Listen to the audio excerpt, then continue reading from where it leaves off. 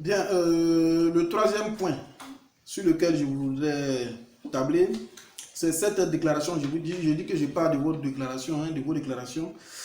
Dans la vidéo, je voyais, ils disent, nous ne sommes pas contre les Éphésiens. Je dis, mais je lis, nous croyons dans les Éphésiens, mais leur rôle, c'est de jouer les bandes. Voilà, d'autres disent enterrer les vieux, célébrer les mariages, voilà le rôle des Éphésiens. Non, les Éphésiens, leur rôle, ce n'est pas de servir aux tables. Non. Il y a les diacres établis dans l'église. Dieu a déjà organisé son église, vous ne pouvez pas venir changer ça. Les Éphésiens, leur rôle, c'est de prêcher la parole. Il a dit, allez par tout le monde et prêcher la bonne nouvelle à toute la création. Ça, c'est le premier rôle d'un Éphésien. Prêcher la parole, édifier le peuple de Dieu par la prédication de la parole. Donc, vous ne pouvez pas venir arracher. Et puis, quand vous dites que vous croyez dans les Éphésiens, c'est du faux.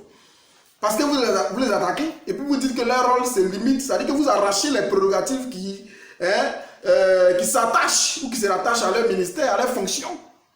Donc, on ne peut pas dire sur ce fondement que nous croyons dans les Éphésiens. Mais leur rôle, ce n'est pas à vous de définir le rôle des Éphésiens. Le rôle des Éphésiens est déjà défini dans les Écritures. La Bible n'a pas dit à un moment donné, ça doit changer. Non. Parce que les gens confondent beaucoup de choses. Ce qui est écrit là, le fondement, Paul et Moïse. Moïse a rédigé l'Ancien Testament, c'est-à-dire la manière d'adorer. Comment il faut adorer. Si quelqu'un a commis un péché, quel animal il faut offrir. Si quelqu'un c'est un adultère qui l'a commis, qu'est-ce qu'il faut faire. Et les sacrificateurs étaient chargés d'exercer cela. Dans le Nouveau Testament, l'ordre a été établi, rédigé et positionné, et tellement ça ne doit pas changer. Le prophète Branham est venu pour rétablir cela, parce que la sauterelle, le Gélec, le Azir, le Gazam ont dévoré cette doctrine-là, et Dieu a promis un temps de restauration. Et Dieu a restauré son église sur le fondement ancien. On ne peut pas venir changer ça, c'est que Dieu a restauré encore. Et quelqu'un va venir se mettre là pour dire non, ce temps-là a changé. Aujourd'hui, il y a un groupe là qu'on forme, qui n'a aucun fondement, et qui va jouer les bandes, et puis même il baptise. Vous baptisez. Frère, moi-même quand j'ai vu des croyants de ce message-là se faire baptiser sur la base d'une nouvelle révélation. Qui vous a dit qu'on baptise sur la base d'une nouvelle révélation? Donc chaque fois que vous allez aller de baptême en baptême dans chaque assemblée que vous allez, dès que vous découvrez une nouvelle révélation, vous baptisez sur le fondement. Ça veut dire que vous n'êtes même pas enraciné dans la doctrine. On baptise sur le fondement. Sur quel fondement? Parce qu'on a découvert un nouveau prophète? Ou bien parce qu'on a découvert un prophète? Est-ce qu'on baptisait parce qu'on reconnaissait Paul en tant que prophète? Est-ce qu'on baptisait sur ce fondement? Non. Le baptême se faisait comment? En ayant la foi dans le Fils de Dieu. L'eunuque éthiopien est sur la route. Lorsque dans Actes chapitre 8, à partir du verset 36, si vous voulez, pour aller un peu plus vite, lisez jusqu'au verset 42, ou au verset 40. Mais quand vous lisez là, quand l'eunuque lisait Ésaïe 53 sans comprendre, alors que ça parlait du Seigneur Jésus-Christ, la Bible dit Philippe, commençant par ce même passage, lui annonçant la bonne nouvelle de Jésus, il a dit, mais voici de l'eau, qu'est-ce qui empêche qu'il soit baptisé? Il a dit, si tu crois de tout ton cœur, cela est possible. Il a dit, je crois que Jésus-Christ est le Fils de Dieu, et il a arrêté le chant, il a baptisé. Il a cru dans le Fils de Dieu, c'est le Fils de Dieu qui lui a été présenté. C'est Christ qui lui a été présenté sous forme de paroles, de messages. Et c'est sur ce fondement-là qu'il a été baptisé. Et Frère Branham même disait que si vous avez été baptisé selon la formule baptismale juste, et que vous croyez que vous avez reçu le Saint-Esprit, il dit, à mon avis, je ne vous conseille pas de vous faire rebaptiser. Mais nous, si vous voyez que cela est un obstacle à votre foi, vous êtes libre si vous voulez vous faire baptiser à nouveau. Mais on se baptise sur quel fondement? Sur le fondement de la foi dans le Fils de Dieu, en tant que le Fils de Dieu, en tant que parole, en tant que message, Jésus-Christ, en tant que parole. Et c'est sur ce fondement qu'on se baptise. On se baptise sur le fondement d'une nouvelle révélation. Même Frère Branham n'a pas eu toutes les révélations en même temps. Jusqu'à ce que les choses soient ouvertes, les choses ont été ouvertes en quelle année? Donc tous ceux qui ont été baptisés là, qui sont morts dans la foi, eux ils vont où? Et ceux qui étaient déjà là et qui n'avaient pas encore reçu cette connaissance, vous pensez que c'est une nouvelle révélation parce qu'on a reçu ça? Ou bien ceux qui ont baptisé dans les baptêmes, même pour tous les baptêmes qui ont été faits dans la Bible. Dans Actes chapitre 8, Actes chapitre 10, même Paul qui a été baptisé au nom de Jésus-Christ. Il fallait qu'on dise qu'il y a un nouveau prophète qui est là et c'est sur cette révélation qu'on baptise quelqu'un. Et qui baptise? Ce sont les Éphésiens qui baptisent. Mais vous qui ne croyez pas dans le ministère des Éphésiens, qui croyez dans le ministère des bandes, laissez les bandes baptiser pour être plus logique. Vous baptisez. Sur quel fondement? Qui vous a donné le mandat de le faire? Mais les Éphésiens n'ont pas ce mandat, mais vous avez ça. Vous prenez ça où? Arrêtez cela. Arrêtez cela.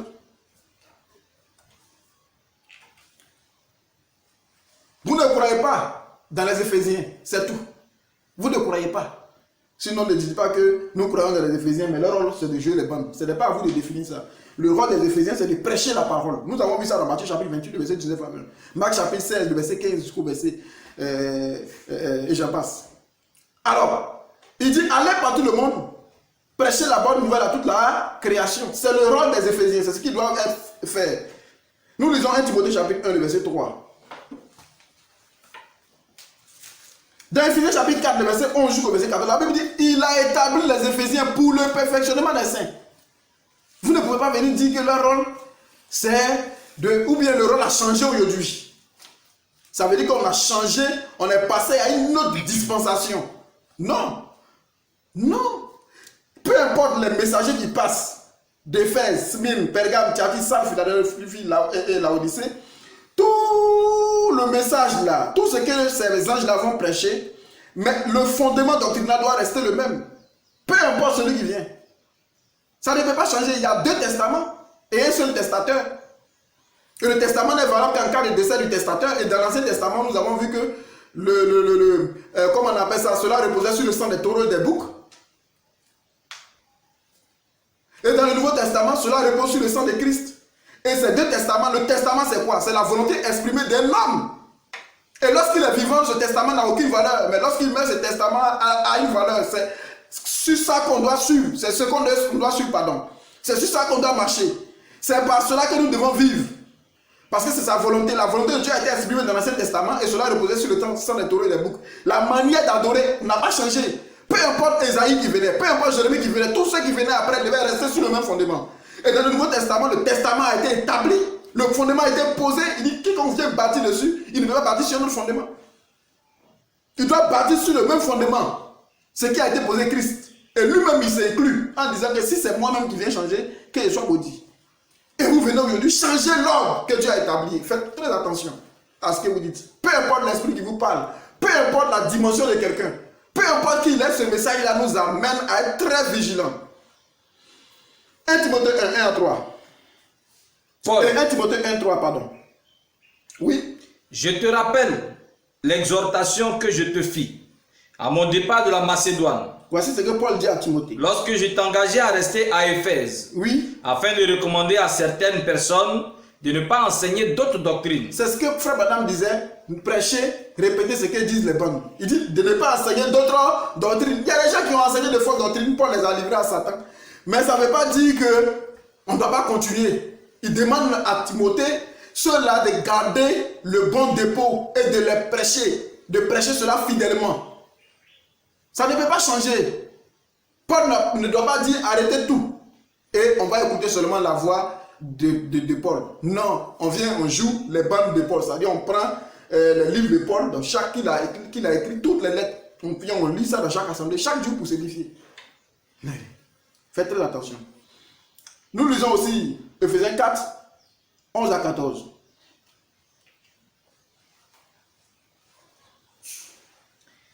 Et il a donné les uns comme apôtres. La Bible dit quand il est monté, il l'a donné. Parce que la Bible, il a fait les dons aux hommes. Donc il a donné les uns comme apôtres. Les autres comme prophètes. Vas-y. Les autres comme évangélistes. Les autres comme pasteurs et docteurs. Ça, c'est le rôle des Éphésiens. Pourquoi? Pour le perfectionnement des saints. Pour que les saints soient perfectionnés dans la foi. En vue de l'œuvre du ministère et de l'édification du corps de Christ. Donc ils édifient Christ. Ils édifient le corps de Christ. Ils baptisent Christ dans un individu. Par la prédication de la parole. Ça, c'est le rôle des Éphésiens. Jusqu'à ce que nous soyons tous parvenus à l'unité de la foi et de la connaissance du Fils de Dieu, à l'état d'homme fait, à la mesure de la stature parfaite du dimension Christ, réelle de Christ. Donc, afin, voilà. que nous ne soyons plus des enfants. Afin que nous ne soyons plus des enfants. Flottant et emportés à tout vent de doctrine. Voilà. Par la tromperie des hommes. Par leur ruse dans les moyens de séduction. Donc, il dit pour que les saints là ne soient pas emportés à tout vent de doctrine, il a envoyé les Éphésiens qui sont un don de Dieu pour ne pas être emportés à tout vent de doctrine. Si vous ne voulez pas suivre cela, vous allez être emportés à tout vent de doctrine. Et vous allez aller de baptême en baptême, de révélation en révélation. Vous pensez que ce sont les bonnes là qui envoyaient les gens à dire que Branham est Dieu? Ils baptisent au nom de William Branham. Vous pensez que c'est quoi? Et ils prennent, même lorsque le prophète dit non, ce n'est pas moi, je ne suis pas ceci et cela, ils disent c'est l'humilité. Qui fait que le prophète, il doit être humble au point de mentir. Il est humble au point de mentir. Faites très attention. Faites très attention. Faites très attention. Lévitique 10, le verset 8 à 11.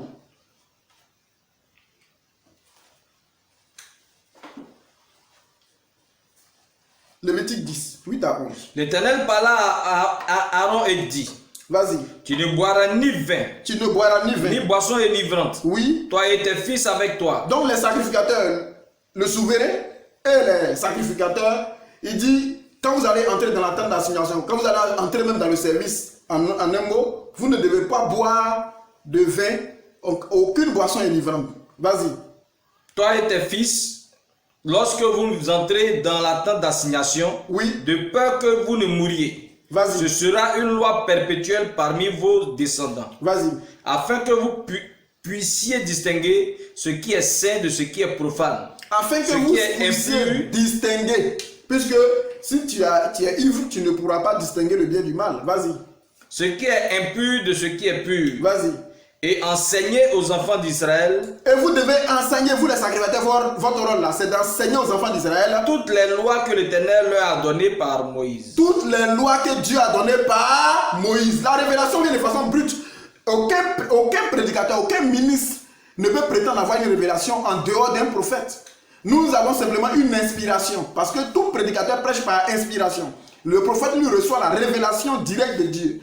Et la révélation peut être brute. Elle arrive, mais il appartient maintenant aux autres Éphésiens de pouvoir expliquer avec l'onction de Dieu sous inspiration. Lorsque tu es inspiré, tu prends, c'est pourquoi Paul a dit, si quelqu'un croit être prophète ou est inspiré, qu'il reconnaisse que ce que je vous enseigne est un commandement du Seigneur, peu importe son inspiration. C'est-à-dire l'inspiration que tu as reçue doit toujours cadrer avec la révélation qui a été donnée. Donc la Bible dit, Dieu ne fait rien sans avoir révélé ses secrets à ses serviteurs, les prophètes. Ce sont les prophètes qui ont la révélation de Dieu. Et les prophètes messagers surtout, ils viennent dans une période bien donnée, c'est-à-dire dans un âge avec un message. Maintenant, ne confondez pas un prophète messager et un prophète qui n'est pas messager, mais qui est un prophète majeur. Qui est aussi un prophète majeur. Maintenant, ne confondez pas aussi les messagers qui sont messagers sans être des prophètes. Parce que le mot messager veut dire ange. Le mot ange, pardon, veut dire messager. Quand la Bible parle des 7 anges envoyés à l'église, ce sont les 7 messagers. Mais parmi les 7 messagers là, il n'y a que Paul et Branham qui sont prophètes. Dieu a commencé avec un prophète, la colonne de feu est descendue, qui était la colonne de nuée, ça a terrassé Paul sur la route de Damas. Il a dit, je vais t'apparaître à nouveau pour t'enseigner. Et il est venu, il a dit, l'évangile que j'ai reçu, je n'ai pas appris de nom, mais pas une révélation de Jésus-Christ. Et à partir de Paul, après cela, il y a eu d'autres messagers qui sont venus, mais ce n'étaient pas des prophètes, c'était même des théologiens, c'était des messagers sans être des prophètes, jusqu'au dernier âge où Dieu envoie encore un prophète, parce qu'il est alpha et omega, la colonne de feu revient encore. Au temps d'Abraham, confirmé. C'est lui qui a été confirmé par la colonne de feu, le retour de la colonne de feu dans son ministère. Et vous voyez que ce monsieur, cet homme de Dieu, quand il est arrivé, il a joué son rôle parfaitement, il a rétabli l'autel, tout et tout. Il a fini. Et lorsque Élie, dans 1 roi 18, a rétabli l'autel de Dieu, il n'y a pas eu quelqu'un qui avait le ministère de venir parfaire cela. Ça n'existe pas, il n'y a pas de trace. Quand on dit qu'on a rétabli là, on a remis ça en état normal. Il n'y a pas quelqu'un d'autre qui va venir parfaire ce qui est rétabli.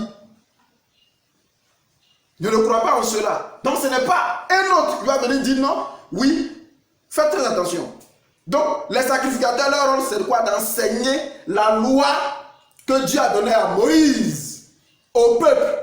Pourquoi eux, ils doivent expliquer cela? Si tout le monde doit comprendre. Non, c'est parce que Dieu a fait des dons.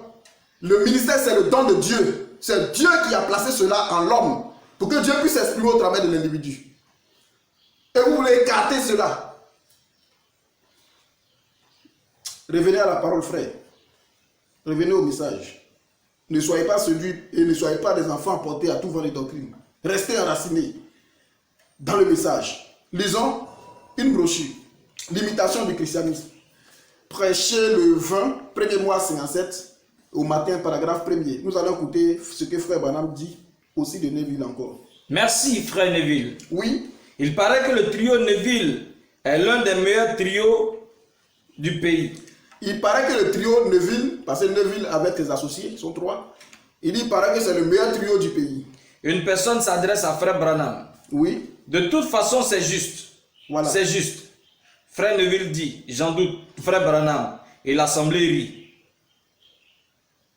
Et combien ont suivi l'émission d'hier? Combien ont suivi l'émission Je d'hier? suis un vieux prédicateur. Frère Branham dit, je suis un vieux prédicateur. Un vétéran ayant plus de 20 ans d'expérience. J'ai entendu 20 ans d'expérience. Et j'ai entendu beaucoup de prédications. J'ai écouté beaucoup de personnes prêcher. Mais je crois que l'une des prédications les plus appropriées que j'ai entendues, oui, en rapport avec le jour où nous vivons, vas-y. Je l'ai entendu hier être apporté par notre pasteur, oui, Frère Neville. Frère Neville. Vous qui avez manqué ça, vous avez manqué un grand trésor. Vous avez manqué un grand trésor. C'était quelque chose de précieux qui me tenait à cœur. C'était quelque chose de précieux qui me tenait vraiment à cœur. Et pendant que mon épouse faisait la vaisselle, vas-y. Pendant que je l'aidais à faire la vaisselle, oui, nous avons dû nous arrêter tous les deux. Il dit nous deux nous sommes arrêtés pendant qu'ils écoutaient à la radio. Simplement, les bandes de Frère Neville. Nous nous sommes arrêtés. Tellement ils prêchaient, il dit, les deux se sont arrêtés en même temps. Simplement pour nous faire remarquer l'un à l'autre, oui, combien le Seigneur utilisait notre frère. Combien le Seigneur utilisait notre frère. Au cours de ce message d'hier à la radio. Au cours de ce message d'hier à la radio. S'il m'a jamais été donné d'entendre un chef-d'œuvre extraordinaire, il dit c'était un chef-d'œuvre. Celui-là en était bien un. Ce que Frère Neville prêchait était véritablement un chef-d'œuvre. Et j'étais si content de savoir que celui que le Seigneur utilisait pour apporter ce message, oui, j'étais associé à lui dans l'œuvre du Seigneur. J'étais associé à ce frère-là dans l'œuvre du Seigneur. J'étais très content d'être associé à lui dans l'œuvre du Seigneur. Nous lisons aussi questions-réponses. Questions et réponses du dimanche 3, 1er mois 54 au soir, paragraphe 20 à 23. Et l'homme doit avoir un conducteur. Et le conducteur, c'est le Saint-Esprit. Il dit l'homme doit avoir un conducteur. Et le conducteur, c'est le Saint-Esprit. Et le Saint-Esprit a établi dans l'église. Maintenant, le Saint-Esprit a établi dans l'église. Donc, le conducteur dont on parle ici, là.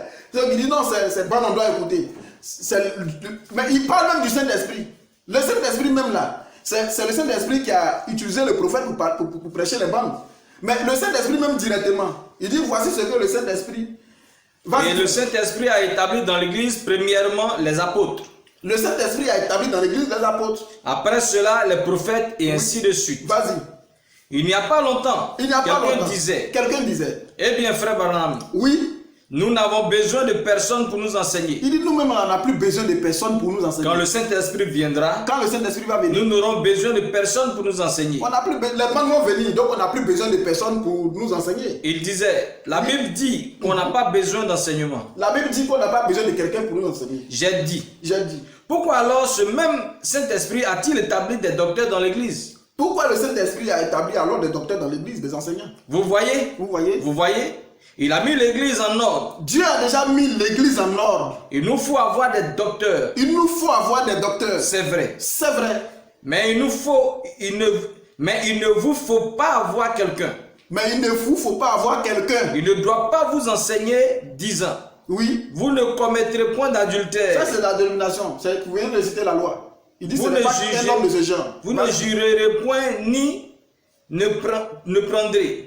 Vous connaissez déjà cela. Il dit vous connaissez déjà cela. Votre conscience elle-même, qui vient du Saint-Esprit, vous dit que c'est mauvais de faire cela. Votre conscience même vous dit que c'est mauvais de faire cela. Mais maintenant, en ce qui concerne l'enseignement scripturaire, il faut quelqu'un qui est loin du Saint-Esprit. C'est juste. Et Dieu a mis l'église en ordre par des apôtres. Dieu a mis l'église déjà en ordre par des apôtres. Des prophètes. Oui. Des dons de guérison. Des miracles et autres. Il a mis l'église en ordre et il a placé les docteurs et les autres pour diriger et conduire son église. Et ce matin, nous, comme nous l'avons dit, Jésus au-dessus de la terre comme son corps. Et de même que son corps se déplace. C'est juste comme une ombre qui est reflétée sur la terre, elle se déplacera avec cela. Voilà, donc c'est comme ça. Vous voyez, nous allons encore lire. D'ailleurs, il y a une autre déclaration en 4e position. Il dit si quelqu'un est malade, il doit simplement jouer les bandes. Ça, si j'ai entendu ça. Et c'est ce qu'ils disent. Si quelqu'un est malade, on n'a plus besoin, parce qu'ils ont vu que les bandes ont guéri des gens. Même quelqu'un qui est malade avec la foi, même au temps de Branham, ça s'est passé. Il y a eu plusieurs cas de guérison. En écoutant simplement les bandes, la prière de frère Branham a guéri des gens au travers des bandes. Et ça continue. Mais Branham n'a pas dit c'est la voie pourvue par Dieu. Dieu est souverain. Pierre est descendu chez Corneille. Pendant qu'il prêchait, le Saint-Esprit est descendu sur les gens. Il a dribblé Pierre. Il a dit, peut-on refuser le baptême à ceux qui ont déjà reçu le Saint-Esprit? Dieu est souverain. Il fait ce qu'il veut. Mais est-ce que c'est la voie pourvue par Dieu? Quelqu'un est malade, il vient et on écoute pour qu'il soit guéri. Ça, c'est la voie pourvue par Dieu. La Bible dit, ils imposeront les mains aux malades et ceux-ci seront guéris. Il dit, leur prière de la foi sauvera le malade. Ce n'est pas la voie pourvue. Regardez bien ce qui s'est passé avec, comment on appelle ça, le corps d'Élysée. Il y avait la guerre, les gens allaient, et quand la guerre a éclaté, ils ont jeté dans la précipitation le corps d'un homme qui était mort, et cela est tombé dans la tombe d'Élysée. Quand ça a touché les ossements d'Élysée, la personne est revenue à la vie. Donc si vous étiez là, en ce temps-là, allez, ça devient maintenant une doctrine, c'est la voie pourvue par Dieu qui est là. Donc maintenant on cherche la tombe des prophètes. Quand quelqu'un meurt, on le prend, on jette dans la tombe du prophète et il ressuscite. Regardez cette compréhension. C'est quoi ça? Regardez-moi ça. Nous allons lire le prophète. D'abord nous lisons l'écriture. Parce que nous lisons l'écriture et le prophète. Jacques 5, le verset 14 à 16 et Matthieu 17 à 8.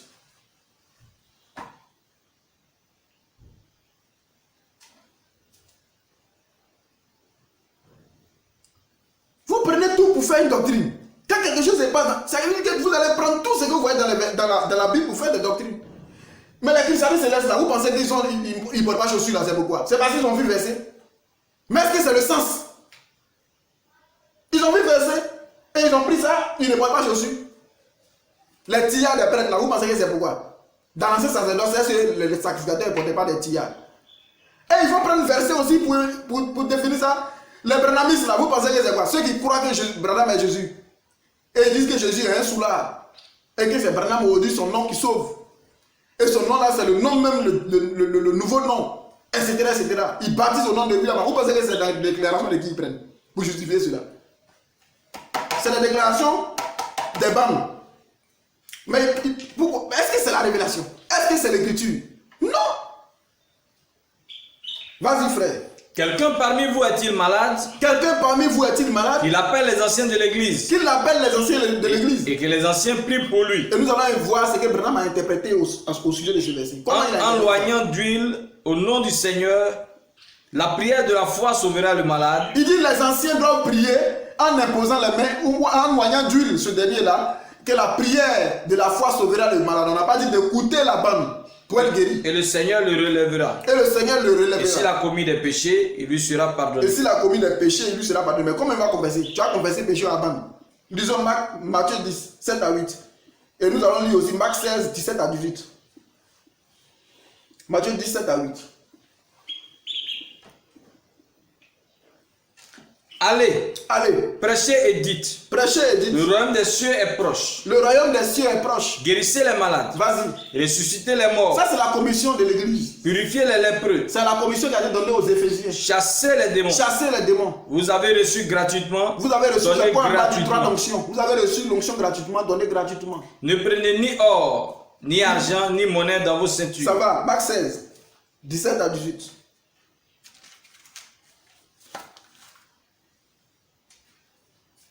Voici les miracles qui accompagneront ceux qui auront cru. Vas-y. En mon nom. Oui. Ils chasseront les démons. Ils chasseront les démons. Ils parleront de nouvelles langues. Oui. Ils saisiront des serpents. S'ils boivent quelques breuvages mortels, ils ne leur feront point de mal. Ils imposeront les mains aux malades. Ce sont les bonnes qui imposent les mains. Et les malades seront guéris. L'autorité de la parole.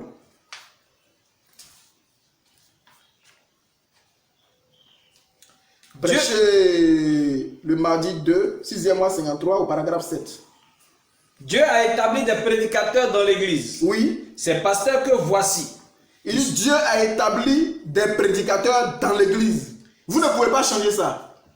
Vas-y. Ces pasteurs que voici. Ces pasteurs que voici. Qui sont partout dans le pays. Oui. De merveilleux hommes de Dieu. Oui. Qui sont loin de Dieu. Vas-y. Ont autant le droit de prier pour les malades que moi. Même si ce n'est pas avec la même onction. Même si eux ils n'ont pas le discernement. Vraiment m'a expliqué ça. Il dit même s'ils n'ont pas le discernement. Moi j'ai reçu ce don.